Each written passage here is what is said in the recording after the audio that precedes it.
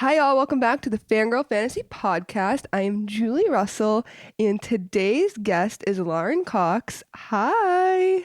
Hi. How are you? I'm good. It's nice. I mean, they can't see us, but it's nice to see your face, like I for I'm the first time in years. years. I feel like this is like a huge throwback, and I'm so excited to talk about everything today because you in my life at that time period was like the happiest ever. Really? Yes, those were like the best memories ever. That makes me so happy. It was a really good time. We had a lot of fun. So, for everyone who doesn't know how me and Lauren know each other, it's really weird. It's a weird. So, I'm gonna like kind of backtrack. So, I think I found you on social media because you had a website. Yes. So it was professionalfangirl.com, which someone took after I stopped using it. So if you go, don't go to the website because it's not mine anymore. I and should have copywrote it. and you're from New York City, New York. So you would go out in the city when, artists or movie premieres are happening and you would go to Jimmy Fallon, David Letterman, and all that good stuff and meet, the celebrities. Yeah. And I would blog about it or tweet about it or post crazy pictures and videos, and people loved it. Like, especially people who could like don't live in like metro areas like us where like celebrities come. Like they want to know what you're doing, how you're doing it, and what's going on. Definitely. And I think I found you through Tumblr. Not even like anything else. I think it was Tumblr. Tumblr. Wow. I haven't used Tumblr in a really long time. Oh, me either. But at that time period, because this was 2012, Tumblr was a thing, and I don't, I can literally picture the blogs. Like I can in my head like picture the videos and stuff, and like you met Taylor Lautner and you're behind a barricade, and like you had like the clearest video ever, Oh my especially for that God. like time period. At the Today Show. Yeah, and you were meeting these A-list celebrities. They weren't just like these like rinky-dink people that were like in the background you would know if you saw their face, but you don't know their name. Like you were meeting top-tier celebrities. Yeah. Not to brag, but yeah. How did you figure out where they were going to be, and then how did you kind of know like you wanted to start blogging about your experiences? um Gosh. So it kind of just started with like networking, which like I don't even think I realized I was doing at the time.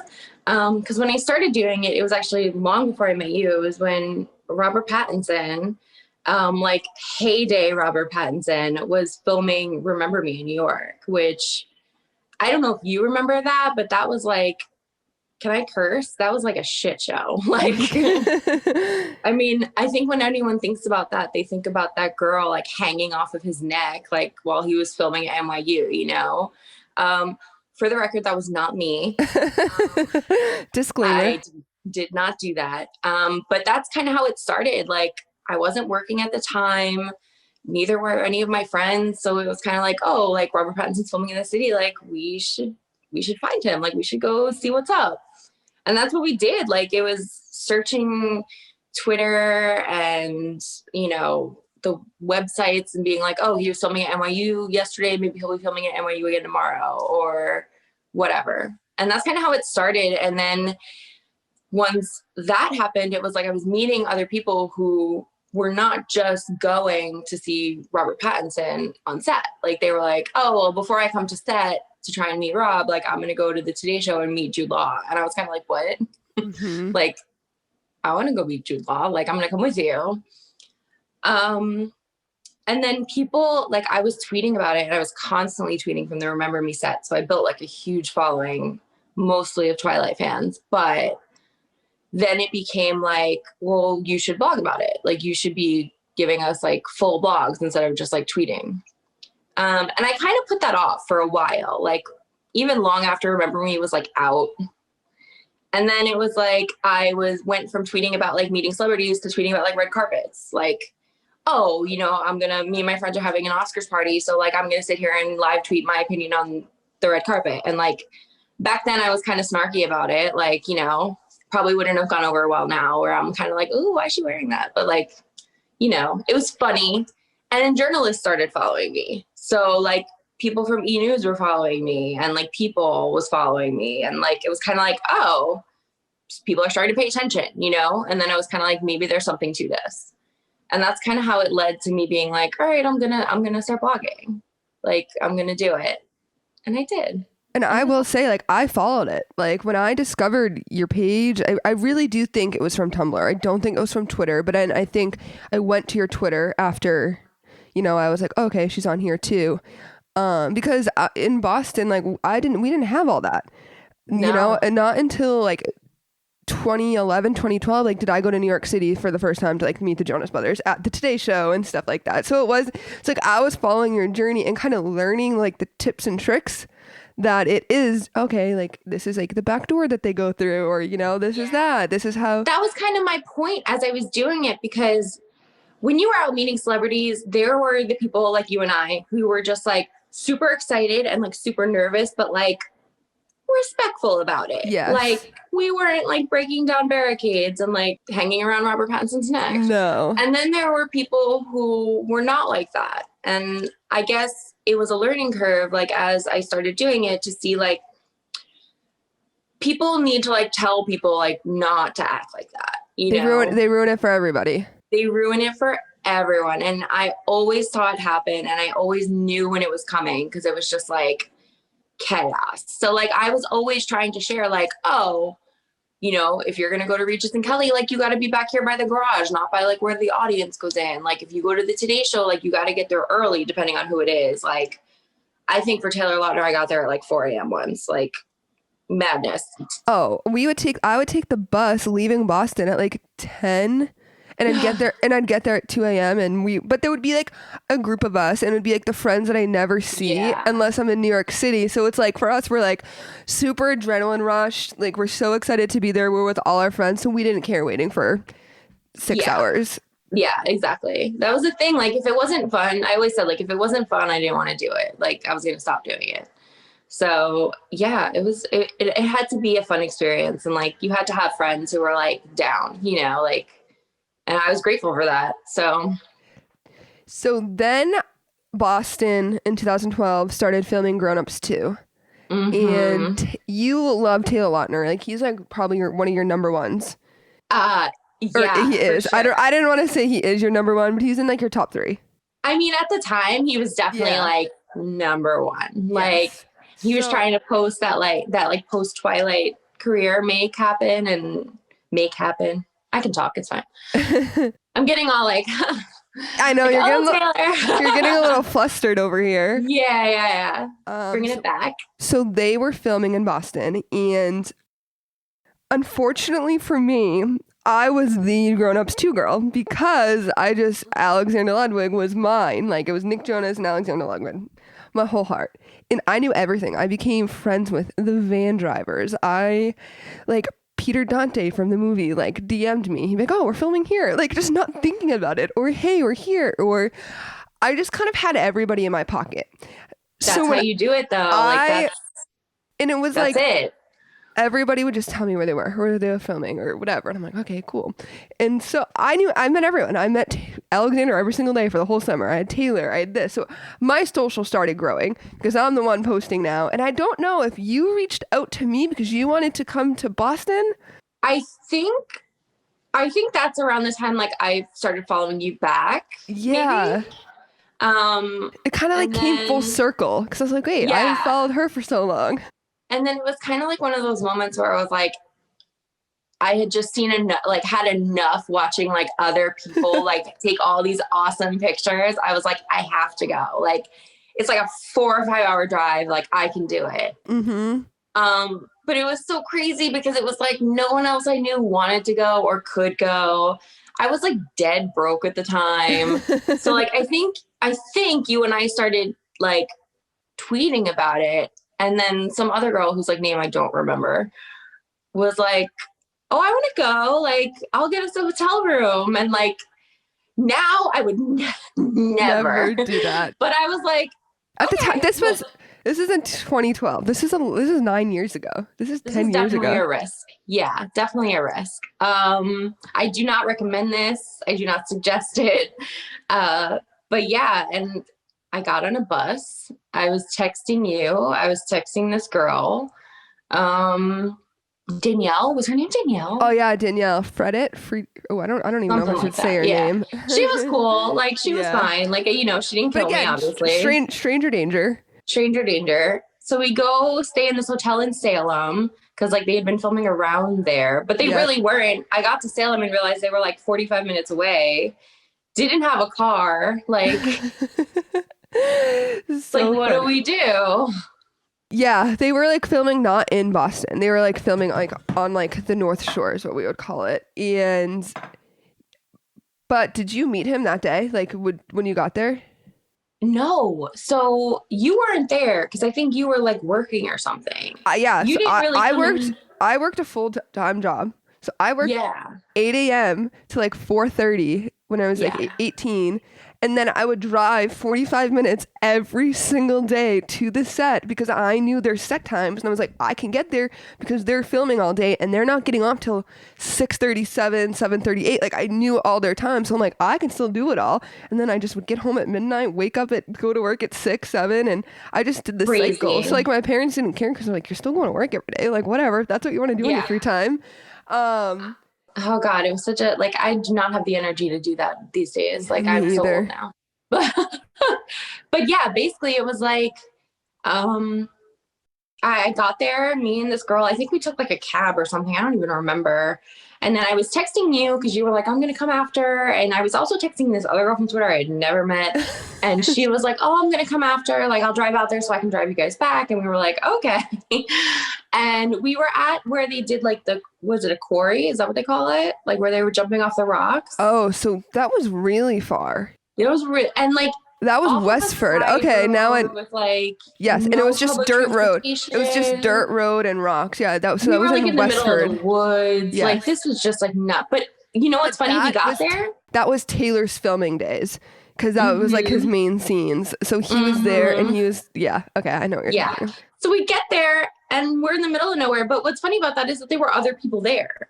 So like I immediately was like, okay, I'm fine. I'm with my people. Like there were other people there waiting because they knew they were filming. We couldn't see anything they were filming. We could just see like trailers and cars coming in and out. And I think Alexander's the one who came out 1st. Mm-hmm. Yeah, Like with his he came out like fake tattoos. yeah, like passenger in like this little tiny car, like his friend was driving. I don't even know. And he was like the coolest dude. And it's so funny because like I think about it now and like he was in the Hunger Games, but like now he's like this huge star in that Viking show. Like he Yes. was like I don't he's not like, you know, someone you would recognize walking down the street maybe, but like he's a huge actor now. Like he does a lot. But he was so chill. He hung out with us for like 45 minutes, took pictures, talked to us, hugs, like signed anything, like was so cool. And I was just kind of like, cool, you're great. Where's Taylor? Um, You are not who I am here for. no, I was like, I literally am with strangers. I left my home. Like, I want to know where Taylor is. Taylor, Alex left. I think like Adam Sandler drove by, like David Spade drove by. Like they slowed down, they waved, like they didn't get out of the car, which was like fine, but it was still cool to see them. And then Taylor kind of did the same thing. Like you weren't there. We didn't meet you until we got to the actual boss it, but that comes later. He came out in the back seat of like one of those big black SUVs and the SUV stopped. And I just remember being like, oh my God, it's going to happen. Like he's going to get out of that truck and like we're all going to take pictures and it's going to be great. That's not what happened. He did like he rolled down his window. He was like the car was like stopped. He let us like come to the car and he was like hi and he was like shaking hands and he was like thanks so much for coming. I think I have video of it and it was like it wasn't long after I had met him like God, this is so embarrassing now, but like I had met him like 4 times in like one day while he was promoting like whatever movie he did before that. And I remember like I still have video of it somewhere, but he literally like pointed at me and was like, hey. And I was kind of like I think I like died. I think I was on like my 3rd life at that point. Like I was like, did you just see that? Like, did that just happen? And I remember the girl I was with was like, and like we went back and we watched it just on loop. Like That's just awesome. looped it. Yeah. And then he left and we did not like really get to like take a picture with him. So we were kind of like, you were the one who told me, I think, where he was staying. Yeah, probably. And In Boston, he wasn't staying where the rest of them were staying. no, he was staying somewhere much. He stayed with someone like with David Spade in the city. Yeah, like downtown, like cool Boston. Yes, yeah, not in Salem, not like yeah. Mm-mm. And to be fair, just like for the record, I was not someone who usually did hotels. I did in the beginning, and then I started to feel like if I could get them somewhere else, like a hotel was like a last resort. Yeah, you know? for sure. And there's no shame in like going to hotels. Like lots of people do it. It works. Like, you know, there's no shame in it, but it was just like, for me, it was a last resort. But I agree. I was like, set all of that, like press, because that's the place that they're working. But yeah, hotels definitely it's kind of like last their resort. home, you know, like if they're going to be there for a long time, like that's kind of like their home. And like, I don't know. I don't know. After a while, I guess it just didn't, it was just like, if I have to, I will, but like, yeah, I'm not going to always do it. You get the point. Anyway, Yes. At that point, I was kind of like in blackout mode. So I was like, well, let's go. We'll go. We'll meet you. We'll go. And that's exactly what we did. And it was perfect. The photos were top notch. Like, Taylor Swift Enchanted was just like playing in the background the whole time. They were great photos. And it wasn't just like, he like had like come from the gym or something, because he was in like fitness basketball shorts. Like he had like a dirty t-shirt on and like a hat. He was carrying a football. Like, yeah, I think he was playing in the Commons or something like that. He was. Oh my gosh. Yes, and but those photos, beautiful. The photos just came out so great. Yeah, and he was so nice. Like you could tell he was just kind of like, oh, okay, yeah, like hi, yeah, we'll take pictures. Like it's cool. Yeah, and it wasn't a crowd of people. No, it was very small. So that was. I think it was literally just the four of us. Yeah, I think so too. And I think like someone else was there, but it was just because they had been like walking by. I think they saw us taking photos and then they were like, oh wait, is that? Yeah, because there was like a bunch of restaurants, so people were kind of coming and going. Mm-hmm. Oh, Definitely. Man. What a throwback. And then I kind of pulled what you pulled a year later, because the Grown Ups 2 premiere was happening in New York City. Yeah. And I was like, we had to make that happen. And I was like, Lauren, like, I think I'm just going to come for a few days. And my parents like, this is like one of my first trips to like New York by myself without like my friends. Yeah. They're like, who are you staying with? Where are you going? Blah, blah, blah. And I'm like, no, like she came to Boston for like Grown Ups 2. Like, I'm just going to go stay at her house. We're going to go like to the premiere. Like they're doing press, they're doing that. And they're like, what? And I'm like, yeah, it's fine. It's fine. You stayed in my apartment it was for like 4 days. Yeah. And I mean, we did it. We like everything that you needed to do for a premiere, we nailed it on the head. I mean, we went to the movie. Yeah, no, but we met the premiere. We met the whole cast as well. Yeah. And I remember like, I mean, it started with the press junket. Like we met like Adam Sandler, David Spade, Amanda Bynes. Twice. Oh my God. That was okay. That was like seeing a unicorn. Okay. So we didn't meet Amanda Bynes, but it was at the time when she was wearing that like blonde wig and walking around New York doing crazy things. And I think she thought we were following her, but she followed us kind of like, yeah, we ran into her because we were walking down the street and she like passed us and she just kept like looking at us and like mumbling to herself. And then like later on, like she came back and did like the same thing. And we were like, is Amanda Bynes following us? Yeah. That was so funny. And she was staying at the hotel. Yes, that's why. Oh my God, I totally forgot about the hotel. That's probably what you were talking about. And I'm thinking about when we were at the theater. We were walking. Mm-hmm. Wow. What a random sidetrack that is. But then I remember like we've met like everybody. We've seen like mostly who we needed to see, but I hadn't, and then we were going to the premiere and I hadn't seen Alexander yet. And I'm like, that's all I'm here for. Like I met Shaq, I met Adam Sandler, I met David Spade, I met Kevin James, like I met Allie and AJ. Like I met everybody. Oh my God. Because we went to the Allie and AJ. Schwarzenegger. Jimmy Tatro. Like we went to the show. And I'm like, okay, like I'm literally here. Like you were there for came to Boston for Taylor Lautner. Like, okay, like I came for Alexander. Like putting some good juju like out in the air. And we're at the premiere. It was like before we got the tickets to go into the movie. Which And I don't even remember how that happened. oh, neither. You were like, let's go see. I think you just knew like a trick. You're like, they usually just give them out over here. So I we think did. I knew the security team Yeah. at that point. I Again, think so. networking. Yeah. And yeah, he I was got super into a cool. lot of things I should not have probably been at because I was friendly with the security guys. For sure. But so we're like, the way it was like set up, it was like the movie theater entrance. Yeah. And then there's like a street barricade. And we're like on the other side of the street. Yeah. And I saw like Alexander's girlfriend get out of the truck, like the SUV first. I'm like, he's here. I was like, I don't give a shit. Like, I'm going to I think you like ripped my arm off. You were like, he's here. I jumped the barricade like into the street. And then I ran and jumped over the other barricade and I got there just as he walked up. And he turned and looked at me. I'm the only one there because I jumped the barricade. And security's like, you can't be there. Like, what are you doing? And Alexander's like, oh, she's fine. I'm like, you went rogue. Yes. I couldn't. It was just, yeah. I blacked out. Like, I blacked out. Yeah. And he was like, oh, hey. Like, yeah, he's like, what are you doing and then here? Security left you alone. Because we had that relationship for the whole summer before that. And he's like, you literally don't live here. Why are you here? Yeah. Like, how did you get here?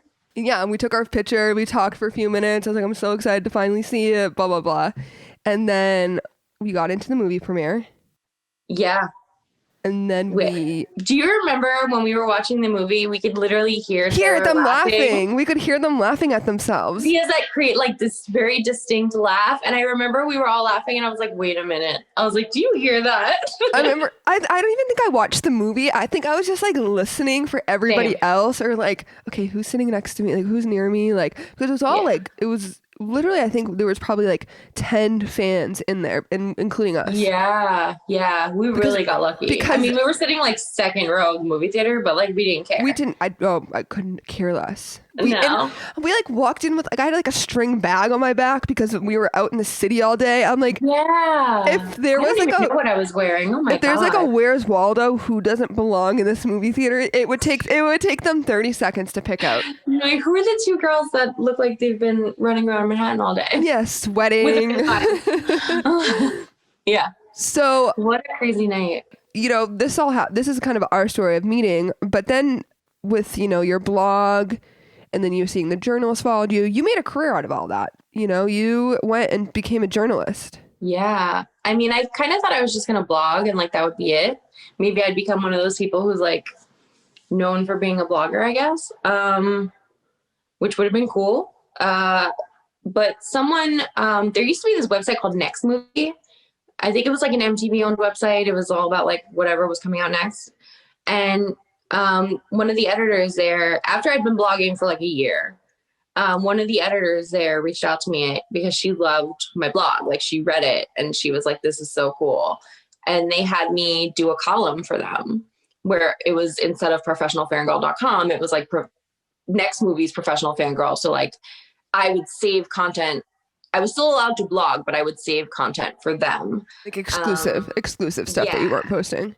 And I think I wrote a couple cool things for them. Like I wrote about like meeting Zac Efron, Anna Kendrick, like some cool things. Ashley Graham, not Ashley Graham. Ashley, oh my God, what's her name?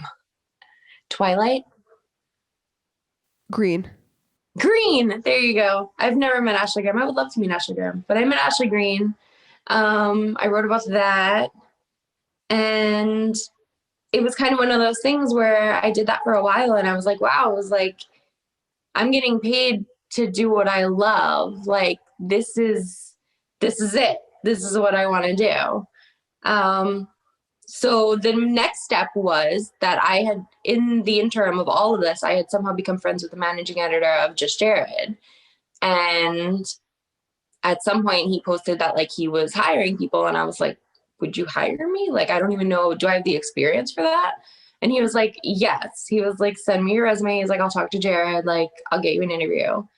And he did. And I worked for Just Jared for like a good year and a half, was like an editor, which was like a crazy learning experience. Cause like that was I mean, doing the column was kind of like freelancing, which was cool. Um, but writing for like an actual website and not writing like my own content, like writing like that brand of content was just like such a learning curve. And I still was like, yeah, I want to do this, but I wanted to do more, you know, like I love Just Jared. We all look at Just Jared because like they always have like the best pictures and like, you know, all of that. But like I wanted to be doing like interviews and like I wanted to be going to events and doing what I had been doing before, but getting paid for it. So I kept looking. And that's always been my advice. Like just keep like no matter what it is you're doing, like if the door opens, take it. Like go through it, network, never burn a bridge. And that's what I did. And then eventually a girl I had met who, I don't know if you remember this, but the night of Grown Ups, the premiere, I was hanging out with a guy named AJ who was like an autograph guy. Like he used to get autographs to sell them or collect them. That was my friend Emily's boyfriend. And at the time, she was working at Hollywood Life. Okay. So she reached out to me and was like, "We're hiring." And so I applied, and then I became an editor at Hollywood Life. I was at Hollywood Life for like 5 years. You were there for a very long time, and you were doing like some cool stuff. I started as like a junior editor, like doing like Holly Baby, which I don't even think anyone knows what it is. And then when I left, I was the senior entertainment editor. That's and amazing. I mean, while I was at Hollywood Life, like I helped like put together like a much better social media plan than they had been working on. Me and Emily networked like crazy to get entertainment contacts, to start getting interviews. We were going to events constantly because Hollywood Life was known more as like a online tabloid. Yeah, it was kind of like, correct me if I'm wrong, like a lot of like Kardashian stuff. And then Yes. before you kind of came in and started doing more like Yeah. reporting. We were like, there's a platform here. So like the news section still did like the gossip and the all that, but like Emily and Avery Thompson, who's still there. Emily Longaretta is the editor. She's now like the head of like Us Weekly's entertainment. So she's like killing it. Avery Thompson is still at Hollywood Life. She's like their entertainment director as well. And like the three of us became like a power team. Like, and we were like, we're going to build this entertainment section. We were going to San Diego Comic-Con. We were going to CinemaCon in Vegas, like New York Comic-Con. We were doing all sorts of crazy stuff to bring the content. And like, we killed it. Like, it was so much fun. I think there's something I remember that you did at Hollywood Life, and when you did it, I was like, holy shit, this is like a dream. Didn't you interview Anna Kendrick? Or didn't you do something specifically with Anna Kendrick? Okay, so Anna Kendrick is my number one. Yeah, like, that's why I remember when you did anything with her, I was like, damn, that's like a dream for her. That is amazing that that's where she is. Yeah, especially when I started doing it professionally. I had met Anna like a ton of times when I was doing like the Fangirl thing. I like to the point where like her publicist knew who I was and like would like I would send her the blog like whenever I wrote about Anna, and she would just like, this is so cool, thanks. Like, and I was like, okay, cool. Like, yeah. Anna, the second I started interviewing celebs professionally, Anna was like number one, always. I did not interview her at Hollywood Life, but I eventually left Hollywood Life for a senior editor position at a site called Romper, which was one of Bustle's sites. And I got invited to, when A Simple Favor came out, like the studio invited like a bunch of journalists and media and stuff to come to like a cocktail party with the cast. It was so cool. It was like in Tribeca. They actually had it within a photo studio where the girls like Anna Kendrick and Blake Lively had been like shooting like a whole photo shoot the day before. Like it was crazy. Ryan Reynolds gin was like the sponsored drink. Like it was a very like swanky, like I should not be here. Like I'm not cool enough to be here. And Anna and Blake finally come, and it was just like, I was there with my friend Tivoli, who like does not do the Fangirl thing. I've known her since I was like 12. And I was like, I'm gonna make this happen. Like, I'm just gonna go over, like, if I have to like weasel my way over and like take a picture with her, like it'd be cool. And I remember like she was literally talking to someone, and it was one of those things where like people, because you know it was a professional setting, people were sort of like respectfully like waiting Their turn. around for her to stop talking and just kind of like move on to the next. And we were like somewhere in like the next like two or three people like at that point. And she had been literally in the middle of talking to someone. I don't even know who it was. And she kind of turned and we made eye contact. And she looked back at the person and then she looked at me and she literally like walked away from the person she was talking to and came up to me and was like, hi. And I was like, what just happened? Like, I think I like blacked out. I was like, wait a minute, did that just happen? And she was like, oh my God. She's like, I really want to ask you something. I've never told this story publicly. So like, I hope she doesn't get mad at me for this. Give me the juice. Give me the exclusive. I've never, Anna, if for some reason in a cold towel you're listening to this, I'm sorry. I'm emailing this to our publicist right after no, this. you're not. So, this was years ago, but so yeah, so she comes up to me and like she hugs me hello, and like I introduced her to my friend Tilly, and like we were talking about the movie, and she's like, I really want to ask you something. And I was like, me? Like you ask me something? I was like, sure, anything. What do you need? A kidney? Like I'll give it to you. And she was like, you're Lauren Cox, right? And I was like, yeah. And then I immediately was like, I know this was years ago, but I'm getting excited as if it's happening right now. my heart went from like fluttering to like sinking. Cause like, oh God, like what did I do? Like, did I write a bad review? Like, did I tweet something I shouldn't have? Like, what did I do? And she was like, you work at Hollywood Life, right? And I was like, oh my God, she knows my name. She knows where I work. Like, what is happening? And then I was like, well, I was like, I was there for a really long time. I was like, I just moved over to like Bustle. And she's like, oh, okay, cool. She was like, you used to tweet me about this bag that I have. And I immediately knew what she was talking about. And this is something that I looked, it had been like over 5 years since I tweeted her about this bag. She used to have, I know, they can't see your face. I can see your face. But like, she used to have this gorgeous, like crossbody Marc Jacobs bag, and I couldn't find it. And I was tweeting her about it constantly, like, where did you get this bag? Meanwhile, Marc Jacobs probably like gave it to her. But like, you can ask any of my friends, like I was looking for this bag. I could literally only find it in tan. And she literally says to me, you were looking for it. Like, I think you only found it in like tan or something, right? And I'm sitting there like, am I on drugs? Like, what is in Ryan Reynolds' gin? Like, what's happening? And I was like, yeah. And she's like, I was cleaning out my closet not long ago. She's like, I found this bag. And she was like, I was going to get rid of it. And I was like, I can't get rid of this bag. This is Lauren's bag. And I was like, you thought about me? Like, what? It was the most like bizarre. So did she pull the bag out of her pocket? What happened? No. So she was like, she said, she was like, I would love to like send you this bag. Like, I was like, really? Like, I gave her my information. She did not send me the bag.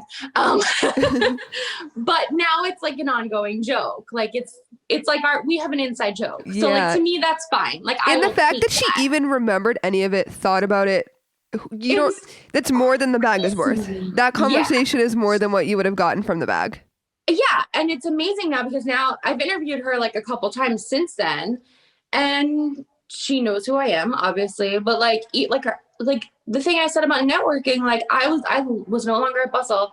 Her publicist literally reached out to me when she was doing press for something else to be like, hey, like we're doing interviews, like, you know, do you want to talk to her? Like, you know, I know you guys have like a good relationship. And then like that to me, like I know I did something right, you know, like even if it's just one person, but like I know like I built all these great relationships, and like, you know, that's what it's about. Like, you don't want to burn bridges. Like, you want people to remember you. You want to leave like a mark. Like, Anna Kendrick knows me from like meeting her over a barricaded Letterman like a couple times, you know, and now like I get to like talk to her on the phone and interview her when she's doing things. So like, that's it. Like how does it get better than that? It's what you said in the beginning is you were the fangirl though, but you knew your limit. You were always professional. Like you were always like, okay, you were never in her face. And that look how that paid off. You were a fan. You're like, she's your number one, and now they're reaching out to you for you to help her career by doing not the that interviews. She needs help. She's no, doing but you fine. know what I mean. Like she needs Anna to. does not need me for anything. But they need the press, they need the interviews, and they're going to you to do it, which is and that's the unreal. thing about celebrities, especially at like a caliber of like an Anna Kendrick level, like actors and artists, like there are people that they have relationships with. I mean, I'm probably like at the bottom of the totem pole when it comes to Anna, but like when she's going to go out and do press for like a movie that like might get nominated for a Golden Globe, like she's not going to like go talk to, a stranger. I don't know. I'm not going to name anyone because I don't want to like crap on anyone's site, but like there are limitations for certain things. And like, they want to talk to people that like, they know they can trust and they can, have a good rapport with. And hopefully she will still do interviews with me after I've told the story that I've been holding on to for like years. But it's funny because like, just like one last Anna Kendrick bit. I did a phone interview with her during like the like hardcore pandemic last spring. I think it was like April or May. Quibi had just like rolled out and she had done the show Dummy, which she got nominated for an Emmy for, which is like amazing. And I missed the first time that like she called to do the interview or the publicist tried to connect it. I don't even remember what happened. But when I finally did talk to her, like thankfully, like they were like, okay, like we'll put you at the end of the line. Like you can still talk to her at the end. Night she got on the phone and she was like, I was like, is this about that bag? Because I never sent you that bag. Oh my God. I was like, no. Like, are you blowing me off because I never mailed it to you? Yeah. Like, yeah, I never want to talk to you again, Anna Kendrick. You've ruined everything for me. No, it's, and that's just, she's just like one of like a couple that like, I know, like, I've either interviewed a couple times or like seen and like, they're still kind of like, this is so crazy that like you're here. Like, look at you, like, good for you. Like we're proud of you. That's amazing. Yeah. Right now I'm not really like writing, obviously. It's been like a weird year. But it's still my passion. It's still what I want to do. Like, and anytime someone reaches out to me, I'm just like, you just have to do it. Like, and it's, it's not going to be easy. Like you're going to have to like jump through a couple hoops and sometimes you're going to have to like really like swallow your pride. Especially in media. Media can be a brutal industry. But it's worth it. Like if that's what you want to do and you have it, like you have the voice, then do it. Like just do it. Nike it. Like I agree. Just jump right in. If it's something that you've been doing like for yourself and like not in the public and you're like, do I, kind of release my creativity to the world for them, because it is a personal thing, writing. And I'm sure you felt that way when you started your blog. So it is, just do it. And that's why like 10 years later, I'm still offended that I no longer have the .com, even though that's my own fault. I'm like, wait a minute. Like who took my .com? Like what's wrong with you? That's amazing. And it's also like very full circle for us because even though like I was only at Bustle for like maybe a year and a half, like while I was there, Kate Ward left and now you work with Kate Ward. Yeah. For the Dip, right? So like, look at us. Like who knew? I know. I mean, I own a company called Fangirl Fantasy. You literally own a company and a podcast and you host all these crazy, amazing events. Like you're killing it. Oh, thank you so much. But it is just because of all of these stories that we just told. Mm-hmm. Because I love it so much. And I have so many stories. Like this could be a 3-hour podcast. Every barricade I stood at, I met somebody, and now they're in entertainment or they're doing this or they're doing that. And even like us, like you've like written articles for like the radio station that I was at, or, like when I was in LA and you were in LA, we got to like go and grab dinner. And it's just like full circle of things that fangirls are everywhere. And it's like, we all started. We had a real fancy dinner in LA. It was like a rooftop. Yeah, we did on a rooftop in Beverly Hills or something. Yeah. We were very cool. Yeah, we came a long way from, the sidewalks of New York City. Eating like McDonald's on our way from a hotel to a movie theater. Yes, exactly. So yeah. That's the best part about, this podcast and hopping on is me and you haven't talked, like we're friends on social media, but we haven't seen each other or talked in a while. We'll check in here and there, but it's like, holy shit, we're doing it, like what we started back then and like kind of hoped that we're here. You've done it, you know, and it's just been cool just to see and hear everybody's different stories. And once the pandemic's over, I'm sure you're going to be picked up by someone and you're going to be interviewing XYZ. And Maybe so, we'll see. if you want to Anna Kendrick is listening, I want to be her social media manager. So Anna Kendrick, if you're listening, hello. Do you want to come on the podcast, Anna Kendrick? Yes. Do you want to drop your social handles for when you do, you know, drop interviews or old articles that people can check out? Of course. And then like my Instagram is private right now, but if you request to follow me, like and you scroll through, like you'll find lots of crazy pictures. Like I think I have pictures of like Taylor Swift on there. I definitely have pictures of like Taylor and Anna, and it's just like madness. So my Instagram and my Twitter are my name, but it's with an I instead of an L. So it's IAURENCOX. I have a friend who calls me Ioran, but it's, you know, it's just me fooling the system. Well, that's me.